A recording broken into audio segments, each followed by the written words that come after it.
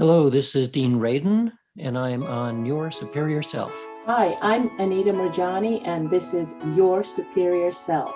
Hello, this is Dr. Raymond Moody, and this is Your Superior Self. Hi, cultural creatives. I'm Bruce Lipton, and I'm here to join you with Your Superior Self. Hi, this is Paul Selig, and this is Your Superior Self. What's up, everybody? I'm Aubrey Marcus, and this is Your Superior Self.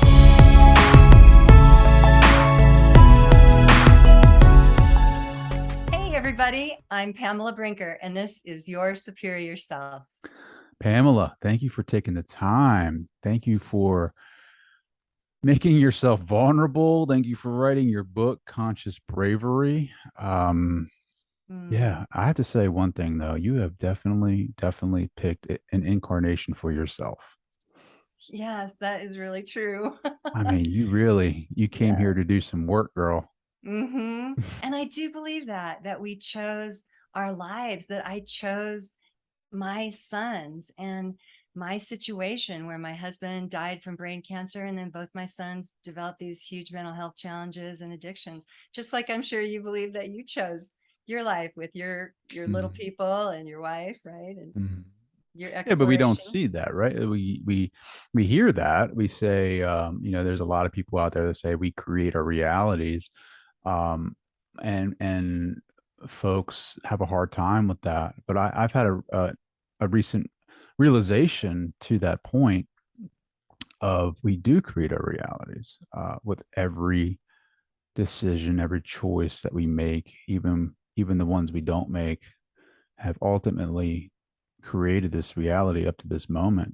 Like you think about all the yeses you've ever said, like the no's that you've ever said, and the non-decisions. I mean, we're right here right now. Like this is a point in time where you, Pamela, and myself are having a conversation because everything that we've agreed to and did not do up to this point in our lives. Like that's crazy, right? Like Well, it's crazy, but it's crazy wisdom.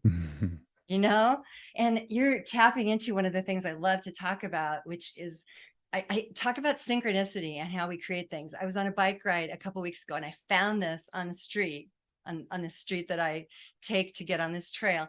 And it was so amazing because it's indicative, Trey, and all your listeners. I'm holding up a triangular piece of wood for people who don't see the video. And I found this on the ground, and I turned around and I said, I have to pick that up because I've been teaching the triad of connection. And so what you were just saying, we're here together and our listeners are here with us, and it's meant to be. Somehow we all co-created this moment right now. And just like you like to talk about what is our true being, our core self, to me, is our essence. And I write about that in our book. And so we have our essence that we rely upon, and we can go inward to connect with all the time. And then we have one another, each other, because we are not living in isolation. We're connected with in this magical thread with every being, not just on this planet, but in this universe. And then thirdly, we're connected to something greater, to God, to the Tao, the universe, nature, source, whatever we want to call it. And when we try to rely on any one of these too much, so my triangle is pointing down with just one tip, then we crash, because it's really impossible to rely just upon one aspect of what we're all about. We have to rely on all three to really have a foundation. And so when we rely on all three, then I can kind of flatten the triangle like that. And I have greater grounding, and I'm connected with true meaning, and we can get through just about anything that way. So what, like, just going off of that, right? Like the synchronicity part of that story, like what did you, like when you saw it, did you say, oh, this is a sign? Did you just like a wink from the universe, or did you just like analytical mind was like, nah, it's just a piece of wood? Oh no, I immediately just laughed. I immediately went, oh my gosh, because I hadn't really thought about the triad of connection that day or the day before. But I turned right around and I thought, that's so cool. I'm supposed to have this. Awesome. It was just great. And I stuck it in my jersey pocket and just continued on my ride. And I started reflecting on the triad of connection. It must be something I'm supposed to share with more people. So even though I don't talk about this in the book, Conscious Bravery, there are parts of it in the book. Like I talk about our essence, and I talk about how we are connected with one another, and how we are it's so important for us to be in nature, for example, even if people who are listening don't believe in God and they're not sure about the universe. Any week can be made better if we get outside and look at leaves and look at sky and see stars, right? Because it helps us remember there's something more than what's happening at this moment, which could be a devastating moment or a shocking moment or a moment filled with fear. And so we've got to resource, I'm sure you believe this too, we've got to resource more from more than just within us, or we'll become depleted. Mm. What do you think, right? When you look at the stars and you have these, what Maslow called these peak experiences, right? You look at the moon, the guy from NASA who came back from, he was coming back from his space mission. I can't remember his name. I think he was the founder of Ions. He had that peak experience coming back to Earth. What is it that, like, all of a sudden now we're connected? And this is a big question, and I'm just, curiosity is killing me right now, because it's like, what is it that connects us with that essence? What is it about our essence that connects us with the universe? Like feeling that oneness, or feeling this vastness of like connection. Beautiful question. And I believe the answer may be slightly different for everyone. But for me, the answer is we're always connected. And so really, when I'm tapping into it in the present moment, when I'm tapping into the universe and I'm focusing upon that, then I'm just remembering what's already true. That, I believe we kind of have been here from before birth, and we have this essence that was alive and awake before birth, and that essence is never changing throughout our lives. It's the deepest core part of ourselves, and then we have it with us, Trey, until death and beyond. And that essence is part of this beautiful connection with the quantum, with this ever expanding universe. And it's part of what connects me with you and your listeners. Anyone who's listening, we are connected. And maybe you feel that as you're listening to this wonderful conversation we're having. And if you do feel it, saturate yourself in it, because that's part of what helps us become resilient. And as we know, life is pretty hard. And part of why I wrote about bravery is that we all encounter, and if we haven't yet, we will, just the toughest things: devastations, illnesses, injuries, addictions of our own, of those of our loved ones, mental health challenges, cancer. We're all going to die. So we might as well find some things to help us do more than just ground ourselves in this life, but to really help us live vibrant lives. Do we really die, though? Oh, that's a great way to put it. Do we really? Do we really I feel we die? just transition and change. Mm. But what do you believe? I believe that. Yeah. I mean, I think it's a transition more than anything, right? Like it's birth, rebirth kind of thing. Like Yes. just like, I don't know, it's just a transference of energy, really. If I really Sure. if I really just quiet myself and like listen to that inward essence, it's like, it's not death, it's just transfer of energy. And it is experiencing something, remembering who we truly are, really. Love that. Remembering. Yes. And there's so much research about that. So many people who've had experiences. There's even a woman that I listen to who is a scientist who teaches about and writes about spirituality, the science of spirituality. And more and more people are speaking up about this, that there's so much more than meets the eye. We really have just a very little glimpse into what this life and beyond are about. They teach you that stuff in grad school? It depends on where you go. Depends on which college or where, or what I could tell classes you you, take my class right postgraduate. now in graduate school does not teach you that. I'm in ethics right now, and nothing about consciousness. I could tell you that. Well, That's unfortunate. That happened in my program too, but there are enough consciousness schools and enough alternative classes to take. Maybe you can supplement. yeah. I guess my fear, just as you're a psychotherapist and you've had a long going practice and very successful in that field. I'm finding like a lot of us doubt ourselves when we go into, counseling or just looking at the applied psychology aspect of it. where it's like, it's not like, I mean, there's so many things that are going on when you start studying it. Like there's so many different rules and regulations you have to follow. Like, just like there's a lot of, I don't know, it's not like black or white. It's like you really got to critically think your way through this. So true. Yeah, there is like the black and the white and the gray and all the colors in between. And so we have these compulsory things we have to do in life and in any program with any job. We have to clean our houses, but we can do I don't know if you found this. I found that I can do those things with the same awareness. I like to call it whole being awareness versus mindfulness. And maybe I'll talk about that in a second if you're okay with Go that. ahead, talk about that. I like Open to it up. do, yeah, sure. I love to do things with whole being awareness, because then I can find usually some sort of meaning or value to even the tiniest things.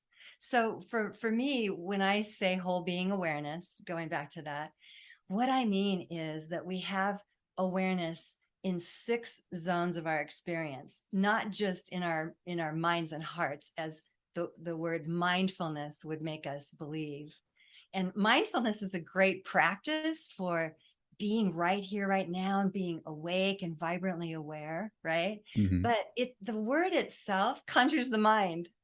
You say mindfulness and you think, oh, I must be needing to fill my mind, or I must need to tap into the mind to really be full. And to me, there's so much more than that. So if you want to do this with me, and our listeners can as well, when we're aware from our whole beings, we can take a quick scan to find out if we are, by the way. We tap into our hearts and notice, what am I feeling? Go into our bodies and notice what we're experiencing. Then go to the minds. What am I thinking? What's happening up here in the brain? Next, our intuition. What's my intuition saying to me? And then we go to the energy around us, or the space. And it's not just this circle of chi, it expands like across through this video, through the radio waves, everything, to all the people here and into the ever expanding universe, right? And then lastly, we can come into our essence and be aware of what is happening in my deepest core self. Am I feeling solid? Am I tapping into that connection? So it's a really quick scan. What's going on in my heart? What am I feeling? What's happening in my body, my mind, intuition? What's it saying? What's going on in the energy around me, and our essence? So it's a quick scan, and sometimes one or more of those zones of experience will jump out at us, Trey. Like a minute ago, your essence maybe was saying, "Hey, do we really die?" Right? And that spoke to your mind and helped you convey that question, which is such an important one. Other times our intuition, and not that we always want to trust our intuition, but our intuition might be saying, hey, this person is worth trusting. Whereas that person, not sure about that. Yeah. I'm going to table my judgment about that person till I get to know them better. But this person, I vibe with.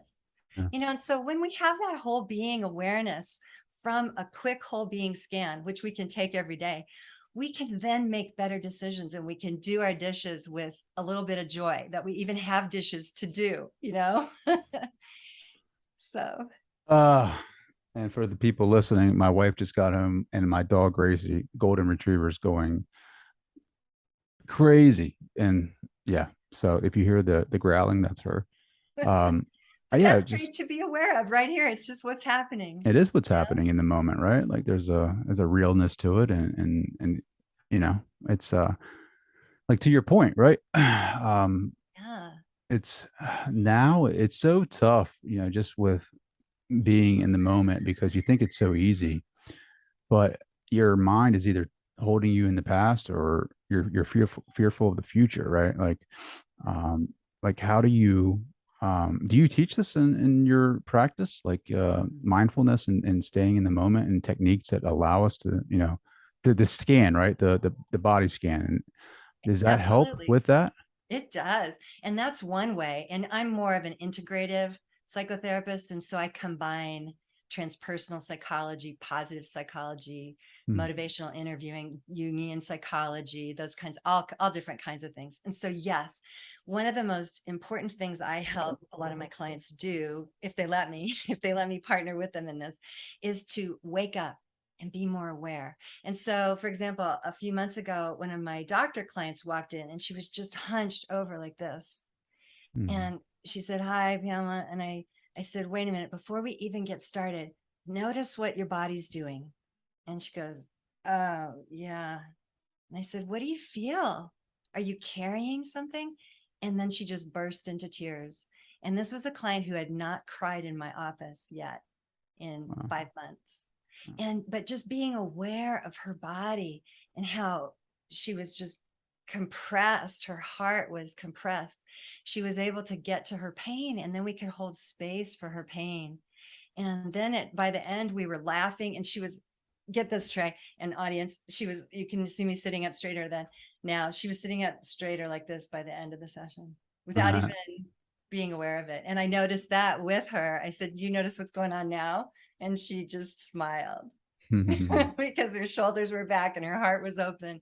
And so, yeah, I try to ask people whatever they want to talk about and walk alongside them in their pain and help them learn to be with the discomfort and the overwhelm, because that's what we tend to avoid, right? Yeah. We turn to our own substances or compulsions or fixations and stuff to try to manage our discomfort sometimes. But really, when we can learn that we can contain it, we can hold our discomfort, then we can move through life with greater flow. And whatever happens, we can pause and kind of say, as I do, now there's this. Okay, look, this has arrived. And instead of fighting it and pitching a fit and trying to make it change immediately, I can say, wow, this has arrived.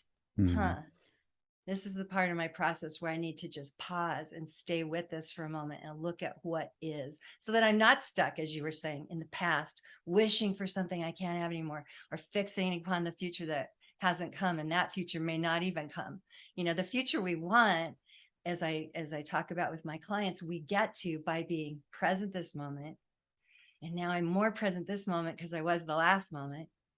And now I'm more awake and aware in this moment because I've been more present the last few moments. So we cultivate this awakeness that way. And that's how we cultivate conscious bravery too, I believe. Sure. Yeah, that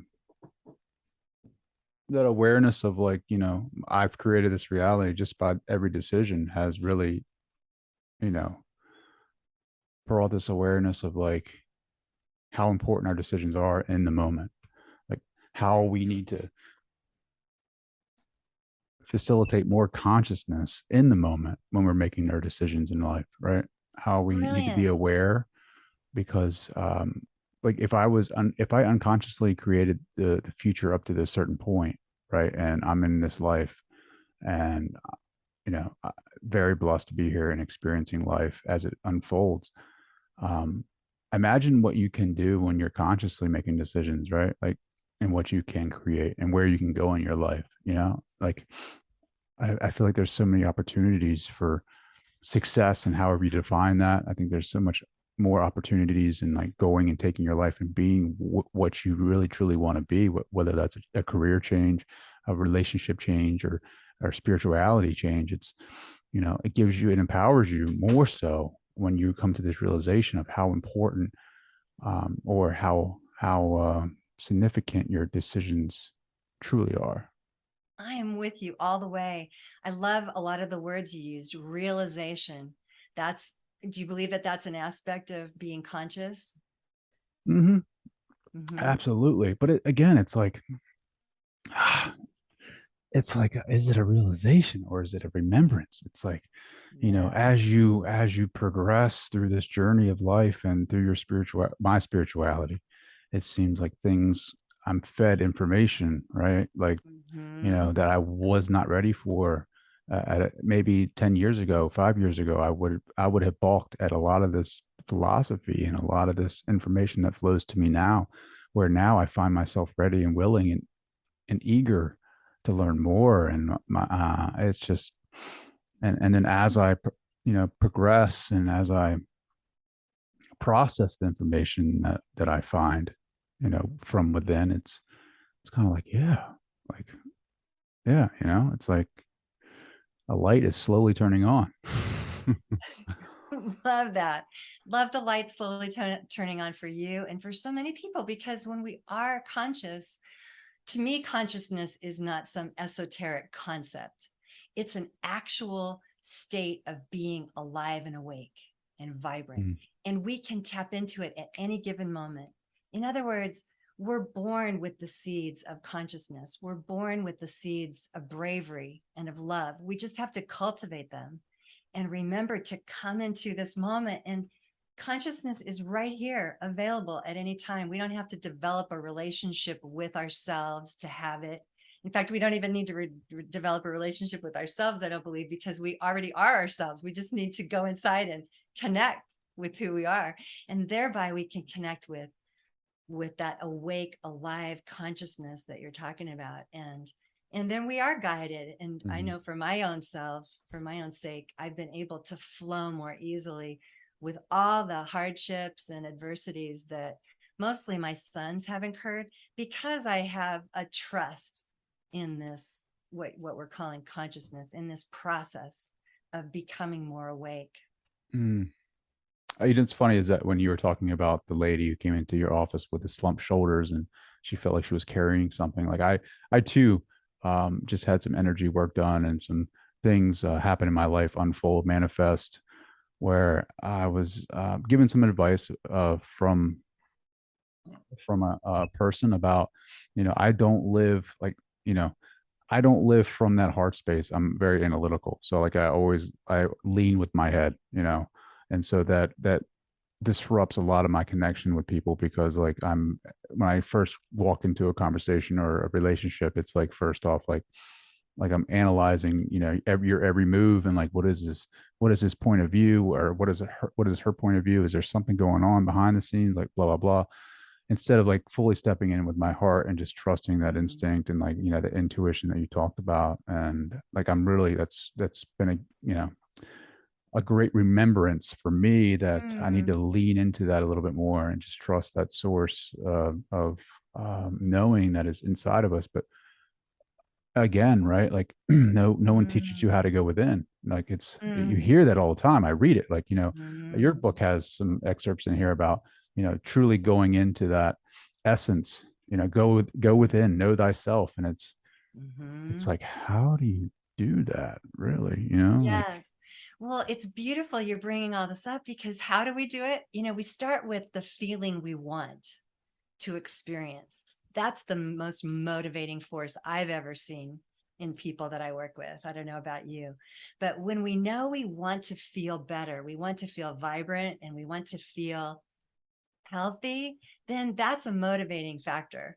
And so then we can remember, okay, yeah, I want to remember to connect with me and connect with others and connect with what's greater, so that I can stay awake and aware.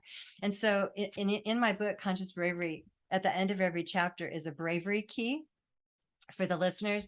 And at the end of the chapter on your essence, spend time with who you really are, I write, discover and manifest who you are. In other words, we are our essence. We're not our roles. You're not just a man. You're not just a father. You're not just an entrepreneur or a podcast host. You are, Trey, your essence. And same with all of you beautiful listeners. You are this being. I think it was Kurt Vonnegut and maybe Wayne Dyer too that said, you're not a human doing, you're a human being. And so to tap into our beingness means we've got to be diligent about practicing, connecting. And so that chapter is all about connecting with our essence so that we can truly know ourselves. But the bravery key at the end of the chapter, I wrote this: rely on your essence and you'll know who you are. Your being will emerge and bravery will manifest over time. wow, that's beautiful. Thank you. You have a lot of great points, a lot of great concepts, and a truly amazing story in your book, Conscious Bravery. Thank you. I don't even know how, like, as a therapist, you were able to get through some of those moments in your life, right? Because they're just so, like, you read the story and you're like, is this even true? Like, how has this even happened to one person, really? Like, for this to unfold. And even like to think like, going back to my point of we create our own realities, right? To Mhm. that you written this book, Conscious Bravery, about your road, and Mhm. even the concept of I've created this for myself. You look back on your road. Is there any, I mean, you can explain your story a little bit here now, but is there any gratitude looking back at that and saying, like, this helped me develop who I am today? I mean, even though there's so many ups and downs in it. I Mm. mean, do you look back at all and just say, I'm grateful for what happened to me because this is who I am? Or is it more or less like, man, this has been a war against self. Like I've been climbing through the trenches. Like I've made myself who I am today. Oh my gosh, it's a beautiful and ugly combination of both. Hmm. I believe that I did choose and partook in and partnered with God and the universe and my deceased husband who died from brain cancer. I believe I partnered with all of that and did, and I have been both grateful and I've been kicking and screaming at times too. And so I'm one of those really strong, happy people who has come into this, and I continue to choose this and commit to it. But at times I'm still depressed. I still have anxiety. So I have to practice all the stuff that I've walked alongside with my clients on and taught in groups over the years. And I just have to keep repracticing it. And I am very grateful. That's a great question, Trey. I'm grateful to my publisher who, when I first presented this book, he said, his name's Dominic Damaski, and he said, you know, I think this book would be a little bit better if you told some stories. People really like to hear your personal story. Why don't you write one of your personal stories and send it to me and let's see what you got. And so I wrote the story that's the first story in the book, where I talk about my youngest son and how he'd been expelled from high school, and I worried about him living. He'd run away from home. And I won't tell the story because I hope readers and listeners will go get the book on Audible or read it, get it on Amazon on paperback or a Kindle. But I'm grateful for that experience and everything since, because I would not be resilient if I hadn't been through a lot of pain and suffering that I didn't make worse. Like everybody's given hard things in this life, and I don't think I've had tougher things than anyone else. But I really believe that we are gifted suffering so we can know joy. I really wouldn't know what resilience and adaptability were if I didn't have to become resilient and adaptable, and I didn't have to become braver. And I felt like I had to, because my sons needed a mom. When their stepdad, my beloved husband, died about 12 years ago, there was not a bravery protocol available that I knew of. I was pooling my resources, seeing different kinds of therapists myself and reading different books and everything. And I finally realized, I think I'm going to have to write about what I need to learn. And so I started journaling and what I was learning as I went, and kind of cultivated a bravery practice. So this book is you wrote this book for you. Um, That's a great question. I wrote it for me initially, but it was really all over the place. But when I finally put it together this last year with the help of my publisher and my editor, it was really because I wanted what wasn't available for me to be available to others. So for you listeners, if you're caring for a parent that has Alzheimer's, if you have lost your job, if you've been displaced, if you have an at-risk situation, children who are struggling with physical or mental health challenges, this book is for you, because there really is one source where you can learn who you are and how to do your own self-care and how to unfold with greater bravery. or how important is it for therapists to have their own self-care routine, right? Or processes? It's essential. I've worked with people who've had some of the worst trauma and the hardest situations. They've lost limbs, they've been severely sexually abused, traumatized, horrible panic attacks and anxiety, some of the hardest things to live with. A lot of widows were sent to me and referred to me by colleagues because I was a widow. And so I've worked with people who've had tremendous loss. And when they leave my office, I often, you might have seen me before we got on the call, I do kind of a shake it off thing because I want to shake off the previous moment and just be ready for this brand new moment. And I find that I have to do that and really get grounded and solid. I'll often get barefooted on the ground and reach one arm down to the ground. I call this practice earth and sky. So that's the earth part. And I reach the other arm up to the sky toward the universe, God, source. And then I cross my hands through heart center and I switch sides, the opposite arm straight up to the sky, the universe, to God, and the other arm reaching down, and I ground down. And then I end with my hands in my heart space. So I call this earth and sky, but it's a form of like a yogic Tadasana almost. But it really helps me, not just when my clients come or go, but Trey, it helps me with everything in life, How are your boys doing now? They're doing pretty well this moment. But it was touch and go a week ago when one of my sons had he was in an altered state. I don't like to use the word psychosis, but some people call it that. He was in an altered state and had disappeared from his home. And I asked my husband to drive up to Denver with me to look around for him because he has been accidentally homeless before and had severe challenges, gotten injured and so forth. And so we went up, looked around. I asked a couple places, a couple people had seen him. And so at least I knew he was alive. And then a couple days later, he ended up in jail because of a misdemeanor charge because he's on probation and he had used a substance and it wasn't okay on his probation to use a substance. So he ended up in jail. But anyway, now he's in treatment. And so I'm hoping that he can really uncover some of what the roots of his troubles are, because I really want him to live a vibrant life and he's going to need some different answers this time. And the youngest is doing really well. He's working and he's becoming a sober recovery coach. And that's awesome. Yeah. Thank you. That's awesome. Thank you for asking. That's kind. Sure. But I never know, and so I don't attach to anything because things have been kind of like this before. We could call it good, but I don't really like to label it because it's just what is. I want to hope for this and I want to continue to be a part of manifesting this ongoingly. But the times I've done that, I can get in their way because then I can put pressure on them and I can be too assertive. And I want to be tender and kind and receptive and just, they're young men, see what they choose for themselves and just partner with them, walk alongside them, supporting them.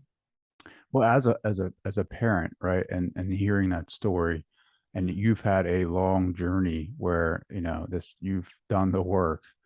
I feel like even though my kids are young, right, I experience things in my body like fear, maybe, or stress or an anxiety, and you're talking about a non-attached state, right?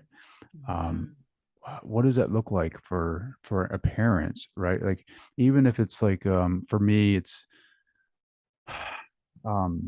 just let's say for today, right? Like, I'm dropping my youngest off at daycare and it's like, it's very overwhelming for her because she has this attachment to me and she's my baby girl. And it's like, I feel some kind of way about leaving her there and she's looking at me and I'm feeling this, this energy in my body. And it's like, like, I just want to grab her. I'll go sit in the corner all day. I don't care. Like, I'll take a PTO day or something, but you can feel it in your body though. Like, you feel it in your body.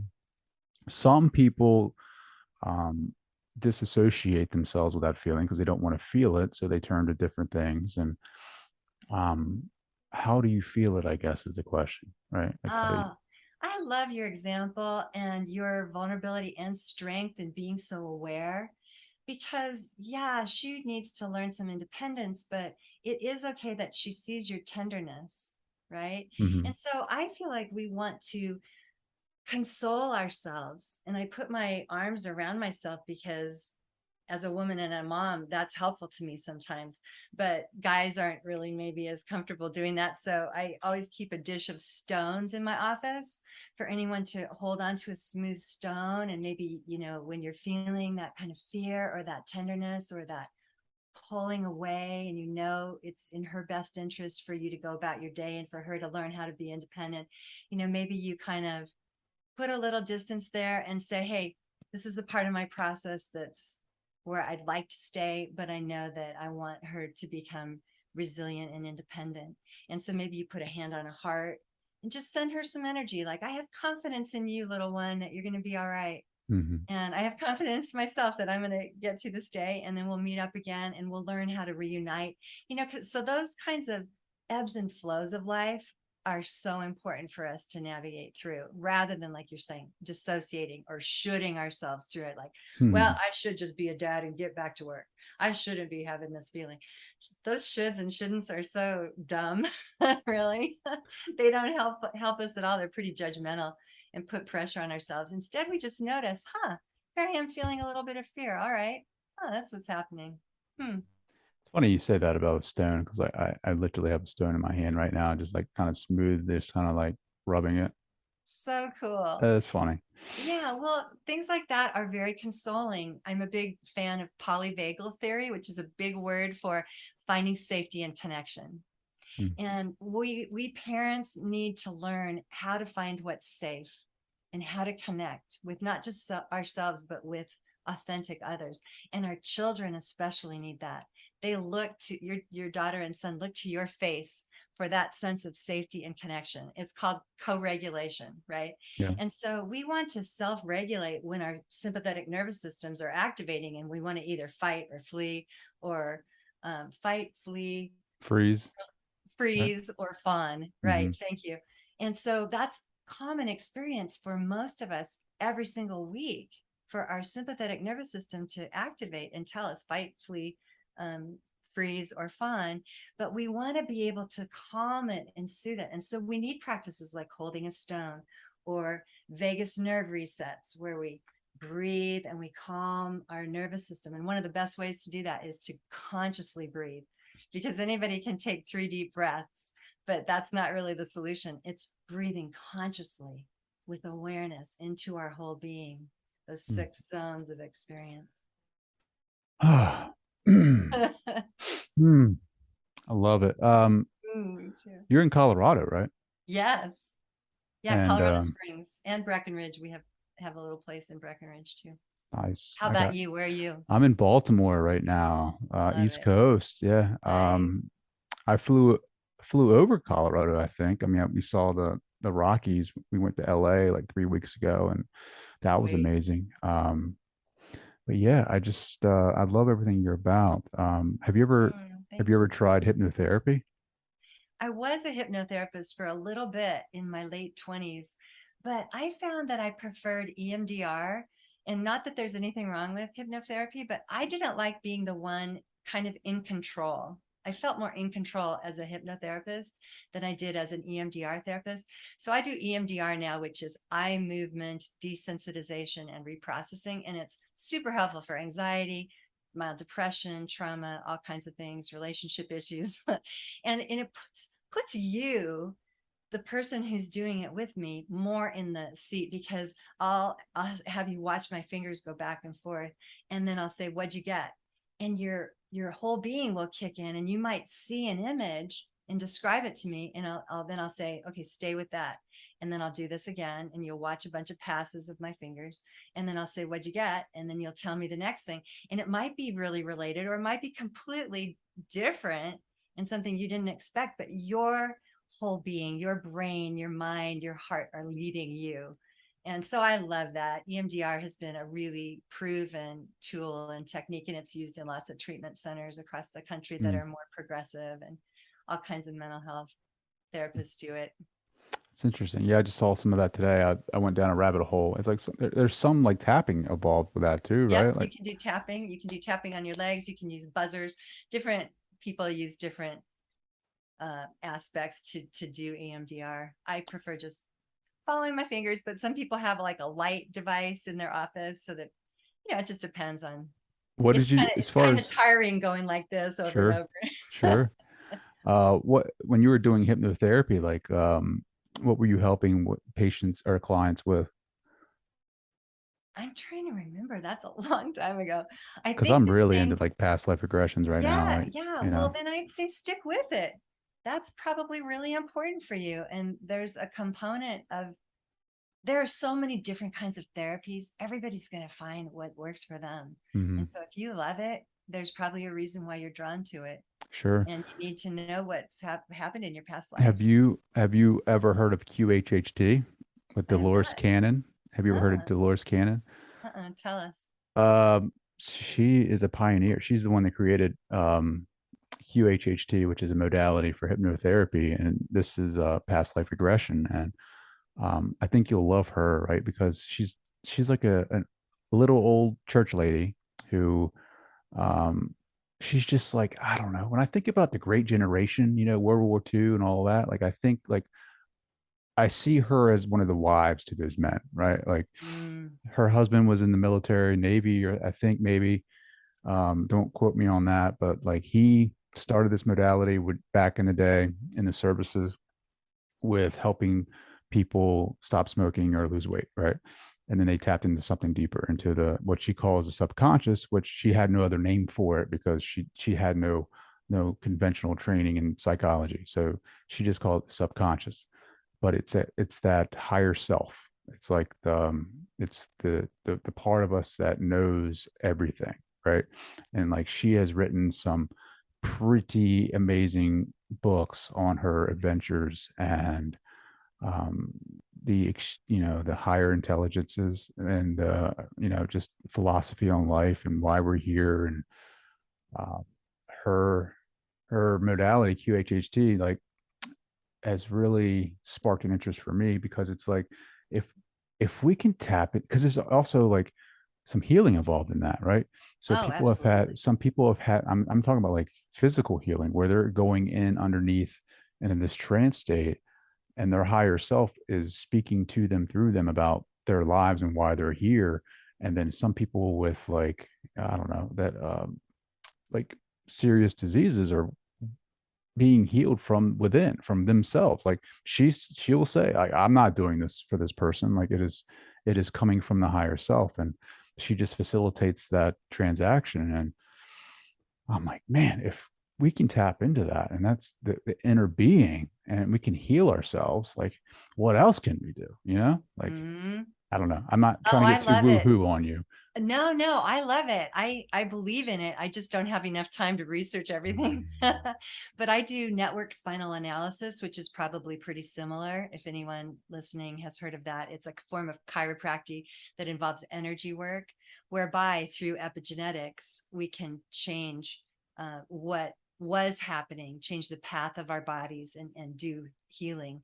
And I also do a lot of dream work and have been trained in dream work for years and years. And I've seen lots of people get answers through what your friend Colleen is calling the subconscious, but through maybe our unconscious self as it delivers messages to us through the language of riddles in our dreams. And so we Mm, can decode our dreams and get amazing information every morning if we write down our dreams. So I would encourage our listeners to take what you're saying, explore if you're interested in hypnotherapy and all the different types that are available, or dream work, or EMDR, or network spinal analysis.